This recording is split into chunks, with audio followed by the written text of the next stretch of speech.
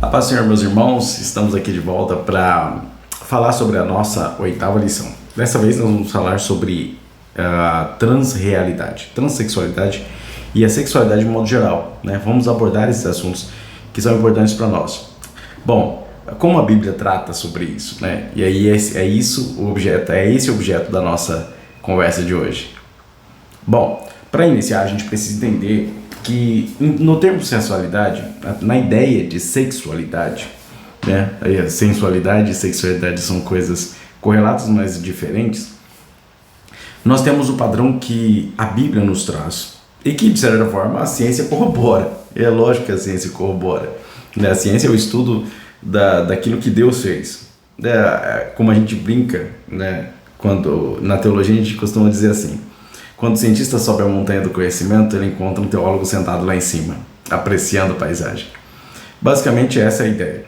É a ideia de que a ciência, na verdade, estuda aquilo que Deus fez.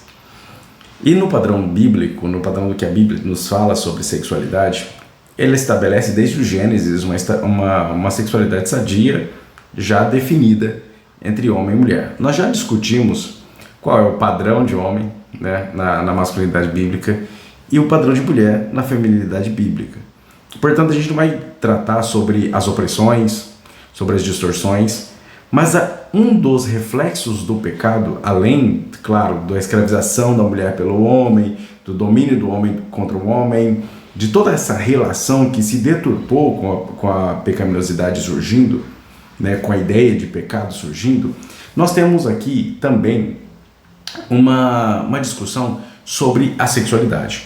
E aí, dentro da sexualidade, em Gênesis está definido que nós precisamos, vou tratar aqui, nós precisamos olhar para o que a Bíblia chama a Bíblia chama de criação. Nós chamamos de heteronormatividade. E, na verdade, é tido até como um termo pejorativo e nem foi necessariamente inventado por nós, conservadores, digamos assim. Mas é um termo utilizado principalmente nessa relação de contraste com a percepção diferente da sexualidade, diferente daquilo que se vê em Gênesis: homem, mulher, macho e fêmea. Gênesis não fala só sobre sexo, ele fala sobre sexualidade também. Então é importante a gente ressalte isso de forma direta, tá? Deixa eu puxar aqui uma caneta para a gente aproximar esse texto. Deixa eu aproximar aqui. A ideia de heterossexualidade vem desde o Gênesis. Deus criou o homem, e aí esse homem aqui não se refere a Adão, Adá, no hebraico. A ideia aqui é de humanidade, tá? Deus não está falando do homem como homem, mas da humanidade. E aí ele cria o homem à sua imagem e semelhança. Essa ideia de imagem também não é a ideia de que o homem parece que Deus é homem, Deus é macho, né? A ideia de que Deus tem braço, perna, cabeça, isso tem até um nome grande para isso, um palavrão chamado antropomorfismo e antropopatismo na teologia. Mas é a imagem moral, são sentimentos, são a capacidade de amar, de julgar entre o que é certo e o que é errado. E Deus cria o homem de forma a ser um ser completo. E o homem é um ser completo a partir do momento em que ele é homem e mulher, ou seja, quando ele forma um casal, quando ele forma uma família. Por isso que a gente costuma sempre repetir que a família, ela é um projeto de Deus desde a criação. Na verdade, anterior à criação, o homem e a mulher são um projeto de Deus. E ele cria para que esses seres se completem, tanto é que até a genitália masculina e feminina formam um conjunto que se encaixa exatamente para isso, para que haja esse complemento e eles sejam uma só carne, sejam, enfim, uma só pessoa, como a Bíblia determina isso em Gênesis. Jesus ratifica isso principalmente em Mateus 19:4. Olha aqui, Mateus 19:4 vai completar isso, né? Vai mostrar que Jesus também ratifica isso, dizendo: olha, Deus criou no princípio o homem e a mulher. Deus abençoou estes seres para que eles possam ser chamados de humanos, humanidade, para que a humanidade fosse formada assim, a partir da heterossexualidade. O que aconteceu? O pecado, ele afastou o ser humano de Deus. E esse afastar o ser humano de Deus prejudicou o entendimento sobre a sexualidade e colocou o homem em depravação moral. E não estou falando aqui só da ideia de homossexualidade, mas de tudo. Por exemplo, zoofilia, o homem ou a mulher que se atraem sexualmente por animais, ou a assexualidade, porque a assexualidade é a ausência de vontade de fazer sexo ou de se relacionar sexualmente com alguém. Isso impede a procriação, que é uma ordem de Deus. É claro que a gente vai discutir a possibilidade de adoção e tudo mais. Eu estou dizendo que dentro da ideia, dentro do conceito de sexualidade cristã, não cabe essas diferenças, porque a Bíblia é categórica nisso. A Bíblia, ela é heterossexual, monogâmica, e o relacionamento a sua sexualidade é exercida dentro dessa figura aqui, ó, do casamento. Portanto, até mesmo a ideia de sexo antes do casamento ou fora do casamento, ela é condenada pela Bíblia, exatamente por causa disso. Porque a sexualidade bíblica, ela envolve uma relação que é monogâmica, que existe dentro de um padrão bíblico em um homem e uma mulher. Gênesis 2:24 deixa isso bem claro quando diz que o homem deixará seu pai e sua mãe, ou seja, eles formarão um novo núcleo familiar. Isso daqui é família. Quando há a desagregação do homem e da mulher para formar um novo núcleo familiar, isso daqui, ó, passa a ser parentes. Ah, Júnior, mas você está dizendo que meu pai e minha mãe não são minha família? São família estendida. Não se trata de família. A família agora é o novo núcleo familiar formado. O homem, a mulher e os seus filhos. Os filhos que virão. Portanto, não é família nesse sentido. Aqui se torna parentes, porque eles deixarão pai e mãe. E aí virão para o limite do casamento. Essa é a ideia de sexualidade bíblica por procriação. A sexualidade vai ser exercida no casamento e acontecerá o que Deus pediu para que Adão e Eva fizessem. Deus ordenou que eles fizessem. Multiplicai-vos, enchei a terra. Do quê? De famílias que se estruturem em um núcleo familiar sadio, que se reproduzam em um núcleo familiar sadio e que o homem seja padrão de masculinidade, a mulher seja padrão de feminilidade e os filhos sejam essas flechas na mão de um arqueiro habilidoso, como diz o Salmo 127:4. Por isso, Hebreus deixa tão claro que o casamento ele deve ser honrado. E o leito conjugal, ou seja, a cama, a sexualidade do casal, deve ser conservada pura. E o que é essa conservação pura? Não está se falando de posições sexuais, não está se falando de tipos de sexo oral, o que está se dizendo aí? Não é sobre isso que está falando. A Bíblia tem um livro inteiro para falar sobre isso, que é Cantares. Tá? Aqui, quando o escritor Hebreus está relacionando isso, ele está falando com a pureza matrimonial. Não existe um terceiro nessa cama. Não existe uma forçação de barra nessa cama. Não existe até mesmo o pensamento em outro homem ou outra mulher enquanto se está na cama com o cônjuge. Está se dizendo que o leito ali é um local em que se cumpre aquilo que Deus ordenou desde o Gênesis. Deve ser conservado, portanto, dentro dessa moralidade, dentro desta finalidade. E é por isso que Deus julga tanto imorais, olha aqui o que Deus vai julgar, tanto os imorais quanto os adúlteros, porque eles são colocados na mesma balança. Eles estão quebrando um princípio bíblico que rege e diz que eles devem ser heterossexuais, monogâmicos e que a sua sexualidade deve ser exercida dentro do casamento para cumprir a ordem que Deus deu a Adão e Eva: multiplicai-vos, enchei a terra. Sejam felizes juntos como um casal, como uma família. Homem seja padrão de masculinidade, mulher seja padrão de feminilidade, filhos obedeçam seus pais, pais eduquem seus filhos. O que é ridículo de imaginar que a gente tem que defender isso ainda. Isso é o padrão máximo, é a beleza da vida, é exatamente a família perfeita.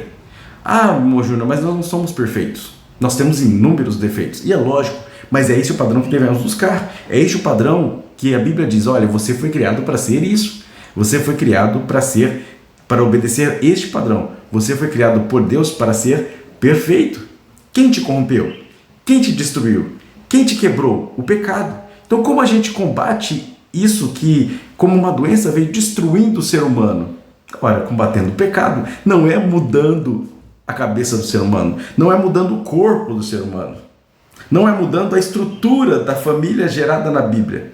Mas sim, evidentemente, lutando contra o pecado e indo cada vez mais para próximo do padrão que a Bíblia instituiu.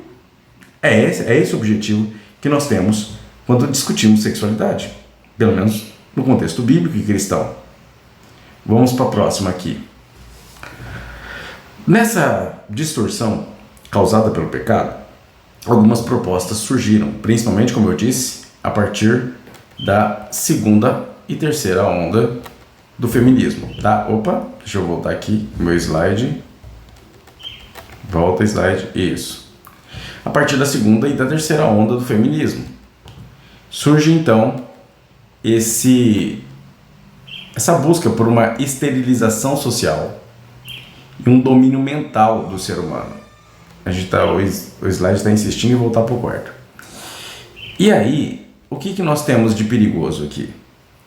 É que com essa busca de mudança no modo de enxergar a sexualidade, nós temos cada vez menos famílias se formando. Menos famílias no conceito bíblico. Há, portanto, essa ideia de esterilização. A cultura muda em prol de uma mudança, de uma distorção da realidade do que é ser verdadeiramente família. Aí, até o próprio termo família começa então a ser negligenciado ou deturpado e vão dizer que é um modelo patriarcal. E não é um modelo patriarcal, é um modelo bíblico, em que homem e mulher se completam como iguais. A gente já discutiu isso na aula passada. O que esse movimento, principalmente trazido aí pela ideia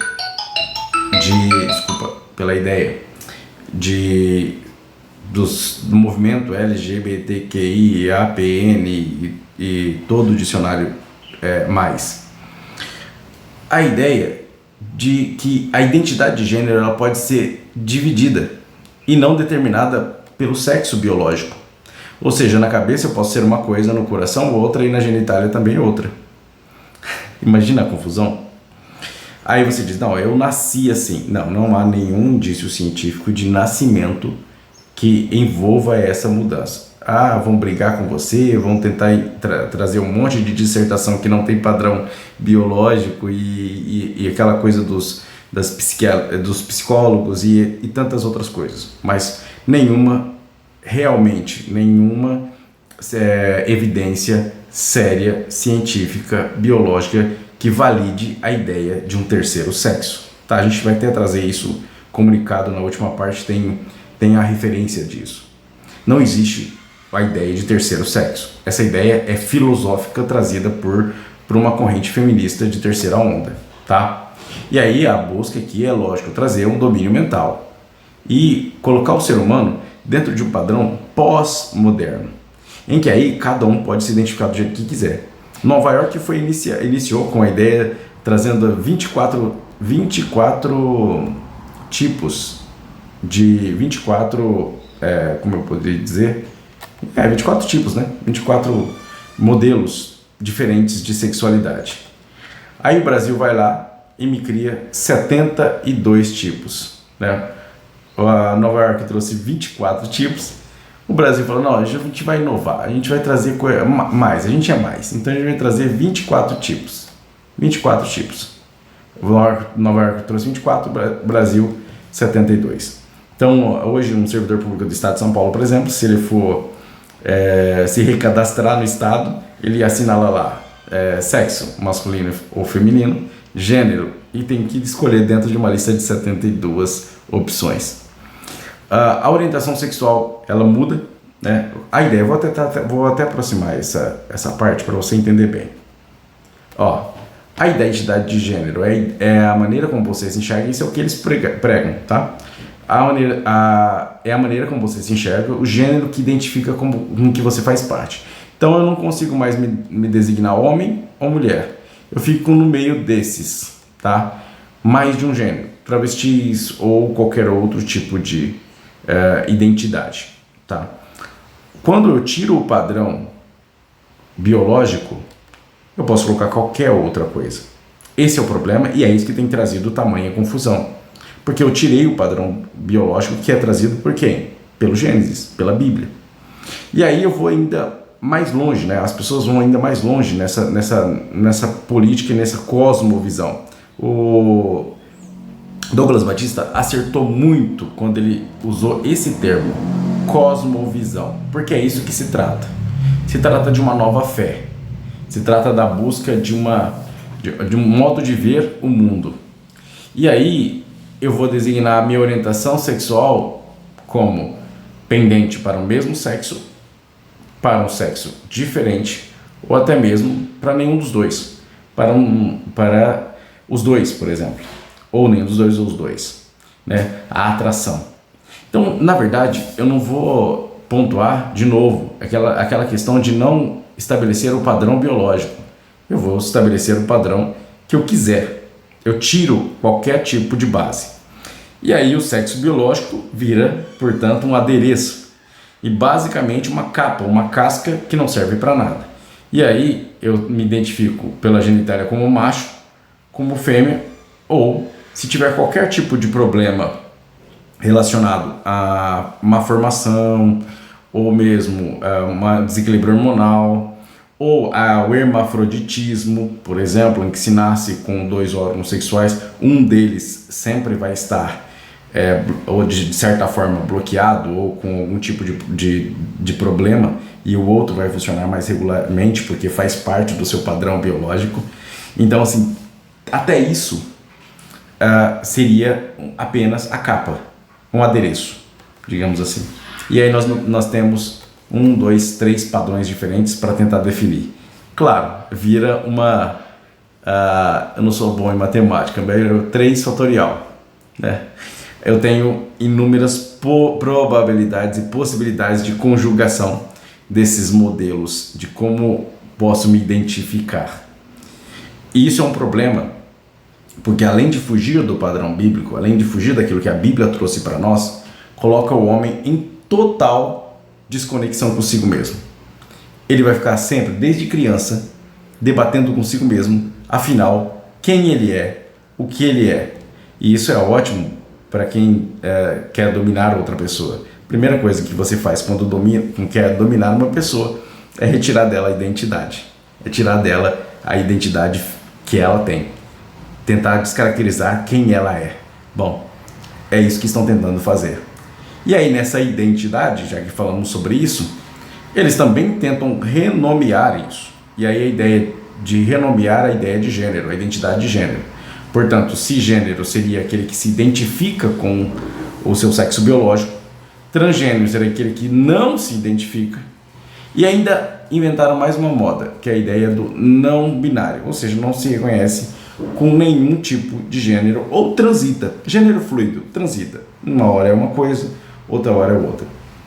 Olha, a ideia aqui não é trazer um pensamento preconceituoso, tá? Não é preconceituoso. Eu estou analisando os fatos e a linha de como surgiu tudo isso.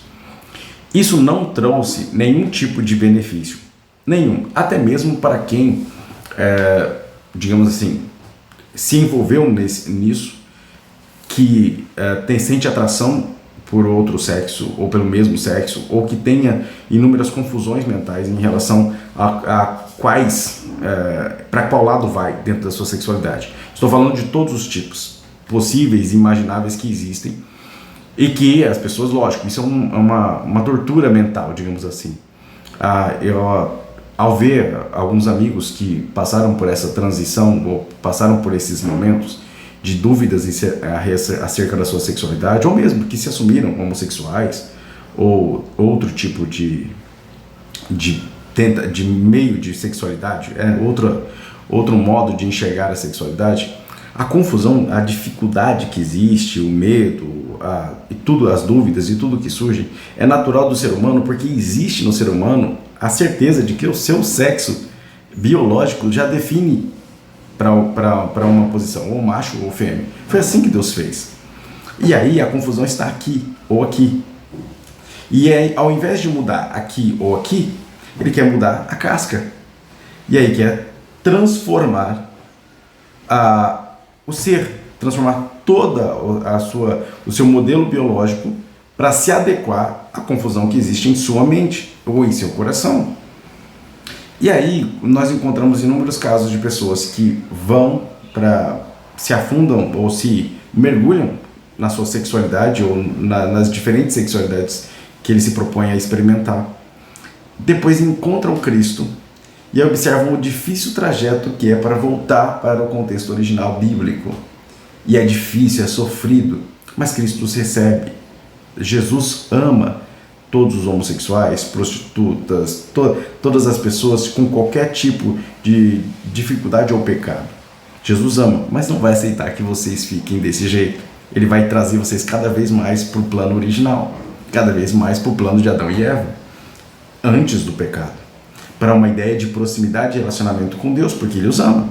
Ora, os embaixadores do reino na terra, nós cristãos, temos que ter essa mesma conduta de Cristo, amá-los e amamos.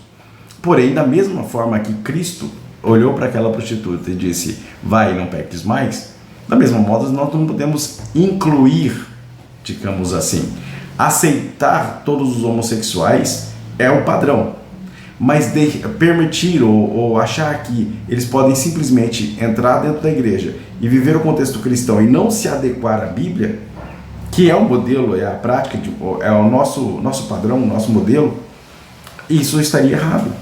Não seria o que Cristo faria. Exatamente, não seria o que Cristo faria. Cristo não aceitaria uma adequação da realidade, uma adequação da Bíblia à pessoa. É a pessoa que se conforma à Bíblia. A Bíblia é o padrão que Deus deixou instituído para nós. Lá está escrito aquilo que devemos ser, aquilo que somos. Quando a gente dá defeito, quando a gente tem confusões com relação à nossa vida, em todos os sentidos da vida, a Bíblia é que vai ser o norte. Então, essa ideia de sexualidade também obedece a um padrão bíblico. E se você quer ser cristão, como eu disse da outra vez, na outra aula, ninguém está dizendo que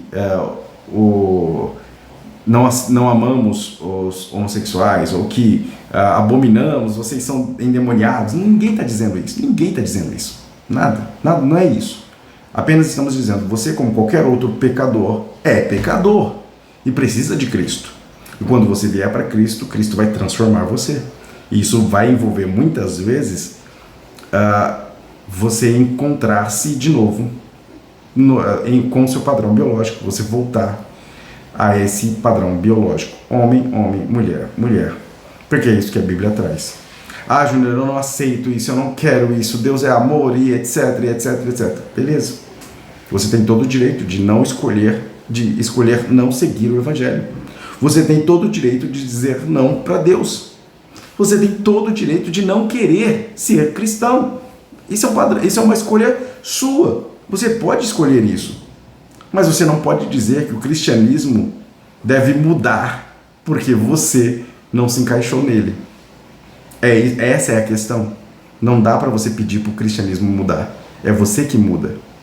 É você que se adequa ao que a Bíblia traz. É você que se adequa àquilo que Deus instituiu desde o início. Não é Deus que vai mudar por você. É você que muda para encontrar Deus. É você quem muda quando, no estado em que você está, Deus estende a mão para você, puxa de onde você está, da situação em que você está e transforma a sua vida. Essa é a prédica do Evangelho. É dizer, olha, eu vim aqui para transformar a sua vida. Eu amo você e eu vim transformar você. É isso que o Evangelho propõe. E aí nós temos o porquê, biologicamente falando, de que nós entendemos assim. O processo de reprodução humana está identificado aqui, tá? Uma mulher, é Gênesis 2:24, tá? Uma mulher com seus 46 cromossomos divididos em 23 pares encontra também um homem. Bom, eles deixam 50% de si para trás, cada um, e formam uma nova pessoa. O padrão feminino, genótipo feminino, tem um X e um X, DNA, genética básica, tá, gente? O homem é X e Y. Bom, ao formar um novo ser por reprodução, a mulher desloca um X para cá. E o homem tem que deslocar um X ou um Y. Se ele desloca um X, nasce uma menina. Se ele desloca um Y, nasce um menino. Portanto, é o homem que define o sexo do bebê. Ou menino ou menina. Assim, nós temos um novo embrião que é metade da mãe e metade do pai, com 23 pares de cromossomos. Só que além dessa questão sexual, física, biológica, genética envolvida, nós temos também a moralidade e uma alma aqui dentro. Uma alma aqui dentro. E essa alma obedece ao padrão bíblico. Ama a Deus, busca a Deus, precisa de Deus, necessita do Evangelho, necessita de salvação. E aí, não tem como esse daqui distorcer todos os mandamentos bíblicos, ou seja, trazer isso daqui, dizer assim, isso daqui não vale. E mesmo assim, eu consigo ser um ser moral e levar a minha alma eterna para o céu. Não tem como. Não sem passar pela maravilhosa cruz. A maravilhosa cruz de Cristo. Se eu não passar pela cruz, se eu não reconhecer-me pecador, se eu não amar o meu Senhor que morreu por mim na cruz para que os meus pecados fossem perdoados, se eu não passar por esse processo de transformação, regeneração, justificação e santificação, eu não vou conseguir que essa minha alma eterna adentre o céu. E eu não vou conseguir santificar-me para que eu possa ter acesso ao céu. Não como se fosse uma coisa que eu pudesse fazer, mas o Espírito Santo opera em mim essa santificação, para que eu possa alcançar, buscar e querer cada vez mais estar próximo de Jesus e Ele fazer essa transformação em mim. Então, você que está me ouvindo e é homossexual, ou tem inclinações homossexuais, ou faz parte deste conjunto de gêneros ou tentativas de despadronizar, de retirar a base biológica da sexualidade, se você faz parte desse processo, saiba de uma primeira coisa: Jesus ama você. Jesus quer transformar a sua vida. E você não é só o seu corpo. Você tem uma alma e um espírito eterno dentro de você. E se você pode lutar com todas as suas forças para tentar se adequar ou querer ser uma boa pessoa só com o uso do seu corpo, ou você pode querer ser feliz só com o uso do seu corpo, mas a felicidade não está num padrão corporal, não está dentro daquilo que seus hormônios ou sua sexualidade pode oferecer, porque se fosse assim, bastaria fazer sexo e todo mundo era feliz. E não é assim que funciona. A sua felicidade reside também na sua alma e no seu coração, na sede dos seus sentimentos e no seu espírito. Portanto, se sua alma e seu espírito não estiverem em consonância com Deus, você nunca conseguirá ser feliz só com o corpo. E isso serve para o homossexual, isso serve para o pansexual, isso serve para o zoofilista e todos os tipos de sexualidade, e também serve para o adúltero, serve para o viciado em pornografia, serve para aquele que é viciado em sexo, a ninfomaníaca, serve para todos os que têm desvio de padrão de sexualidade por causa do pecado, acabam percebendo uma hora ou outra que simplesmente mergulhar na sexualidade não trará felicidade, não fará você feliz. O que fará você feliz é ser um ser completo, de corpo, alma e espírito. E a alma e o espírito vão necessitar do Evangelho, vão necessitar do Cristo que morreu por nós na cruz. E aí, nós trouxemos algumas estatísticas, tá? Primeiro, a ideia no tópico 3 sobre a sexualidade dos transgêneros e não binários. Tá. Primeiro, eles são cerca de 2% dos brasileiros. Eles querem mudar toda a realidade social, querem mudar toda a legislação e até a linguística por causa desses 2%. Eu imagino que pessoas de óculos, por exemplo, vou usar ele, pessoas com óculos sejam mais do que esses 2%. Imagina se nós disséssemos que agora o padrão de letra deve mudar para atingir o nosso público, que nós somos uma minoria ativa na sociedade. Portanto, também deveria o padrão de letra mudar, deveria as cores das letras de todos os rótulos mudarem, deveríamos adequar todas as carteiras para que não haja fundo nas classes escolares, porque a gente não consegue enxergar a lousa. O SUS deveria obrigatoriamente pagar a lente mais poderosa e potente para cada óculos, porque eu tive que pagar um absurdo na lente do meu filho. Então, por isso eu acho que também deveria, nós somos uma minoria ativa na sociedade. Deveria, portanto, o meu filho ter de graça aquela lente caríssima que eu paguei para ele. E a armação também, deveria ser tudo pago pelo governo, porque afinal das contas somos uma minoria rejeitada, né? Somos chamados de 4 olhos desde pequeno. Então a gente tem aí um monte de pessoas que fazem bullying com pessoas que usam óculos. Nossa, devia ser crime isso, a pessoa devia ser presa, devia ser... Com certeza tem muita gente de óculos que morre. Aí você fala, poxa, que ridículo isso, né? Pois é, eu também acho.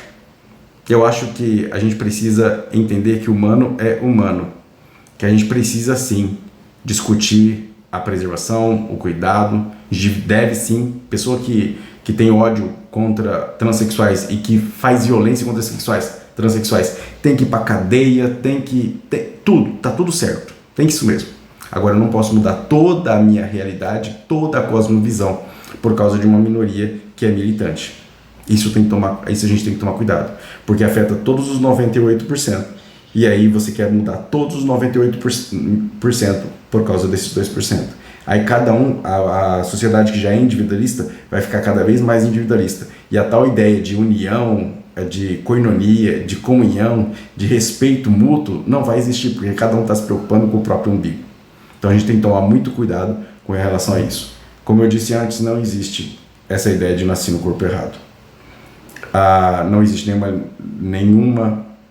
nenhum tipo de comprovação científica em relação ao terceiro sexo. De todo jeito, para principalmente a gente falar sobre heteronormatividade, os homens têm diferenças genéticas, inclusive no cérebro, padrão diferente da mulher. Então, se você nasceu homem, por mais que você queira, você nunca conseguirá ser verdadeiramente o que chama de mulher. Por quê? Porque 30% das conexões neuronais do homem são maiores do que as das mulheres. O homem tem um fluxo de 12% maior do que as mulheres. Mas a mulher tem uma massa cinzenta maior e mais avançada do que a dos homens. A mulher tem mais densidade de neurônios nas regiões relacionadas à linguagem. Por isso que eu ia falar mais. Já os homens na região de lógica e espacial. Então você não consegue mudar isso. Você vai treinar, você vai correr atrás, não vai mudar isso. Por que o homem não pode competir, o homem trans não pode competir nos esportes de mulher? Porque automaticamente ele é superior, o pulmão é maior, musculatura maior, e não importa se você fizer tratamento hormonal, vai atrás das pesquisas, você não precisa acreditar em mim, vai atrás das pesquisas, vai no Google acadêmico, procura artigos científicos sérios, em revistas sérias de esporte, e você vai ver, não dá. Por quê? Porque o que vai acontecer é um domínio masculino em uma área feminina, e a tal ideia de igualdade acabou por causa disso. Então a gente precisa discutir isso de forma séria e racional, porque o que se está fazendo aí na internet em todo o mundo é irracionalidade. A gente deve preservar e cuidar de todas as pessoas, independentemente de sua orientação sexual, independente de suas preferências. E quando a gente vai falar de evangelho, a gente vai falar que Deus ama a todos. Porém, Deus tem um padrão. A Bíblia traz um padrão e a gente precisa obedecer esse padrão, independente de qual seja o nosso tipo de pecado ou qual seja o nosso comportamento, a nossa conduta, ou o modo como nós nos vemos, não importa. A Bíblia já traz uma ideia de como nós devemos ser, independente de como nos vemos. Aí, dentro dessa militância a famigerada, vou usar esse termo, linguagem neutra. Meu Deus, eu encontrei linguistas que apoiam isso. Eu achei um absurdo que existem linguistas que apoiam isso, tá? Mas a linguagem neutra, ela trouxe mais separação ainda nas relações entre as pessoas, porque agora existe um dialeto próprio para quem se orienta de forma diferente na sexualidade. E aí tentam impor isso para a sociedade, corrompendo a língua, né? Aí vai um linguista, não é uma corrupção, é uma mudança de cultura e não sei o que. Tá bom, conversa com qualquer linguista sério. Aí o cara fala assim, eu fui formado em letras e por causa disso eu posso dizer sobre isso. Vem toda aquela lógica do raciocínio circular e da ideia do abuso de autoridade, digamos assim, em vez de argumento de autoridade, né? Do abuso de autoridade. A pessoa acha que porque ela foi formada em letras, ela é superior a qualquer linguista que, sério, busca olhar para a língua de forma séria e objetiva. E aí, a gente tem que tomar muito cuidado com isso. Tem um dado do documentarista que ele fala sobre uma pesquisa. Essa pesquisa aqui, ó, da American College of Pediatras, pediatras, tá bom? Você entendeu? Ele fala que emitiu um comunicado, a ACP emitiu um comunicado sobre que considera abuso infantil fazer a criança acreditar que é normal ou saudável usar medicamentos, cirurgia para passar para ser o sexo oposto. Olha isso, gente, eu vou dar zoom aqui, para você observar isso de mais próximo, tá? Deixa eu ver se vai mais zoom aqui, isso. Deixa eu dar mais um. É o máximo que dá isso aqui, infelizmente. Vamos lá. Olha aqui, ó. A taxa de suicídio entre quem faz esses procedimentos é 20 vezes maior do que a da população em geral. A maioria dos adolescentes em confusão sobre gênero, 98% dos meninos e 88% das meninas, simplesmente superará ao final da puberdade, ou seja, essa confusão que existe, essa experimentação da sexualidade quando a puberdade está chegando e quando há uma perda neuronal gigantesca e a criança o adolescente entra em confusão e precisa se enturmar, precisa arrumar sua tribo, precisa aquele monte de coisa, ela vai se resolver com o tempo. Como todo pai vê, é uma fase. Ele discute isso, ele está mudando muito, ele está se descobrindo. Mas isso não pode ser um motivo para a pessoa vamos levar para uma cirurgia, arrancar os seus órgãos genitais, modificar seus órgãos genitais, tomar hormônios, injetar hormônios no seu cérebro que não são para o seu cérebro, porque o seu cérebro tem uma constituição masculina ou feminina, a menina não pode tomar esteroides, testosterona em grande quantidade para poder mudar a sua forma de agir, a sua conduta, o seu corpo, por causa de uma confusão temporária, por causa de uma situação de descobrimento temporário do tempo da sua puberdade. Então a gente tem que tomar muito cuidado. Como diz a ciência, seres humanos são mamíferos e só há dois sexos, masculino e feminino. Júnior, existe 1 milhão de gêneros. Não importa. O padrão é o biológico, masculino e feminino.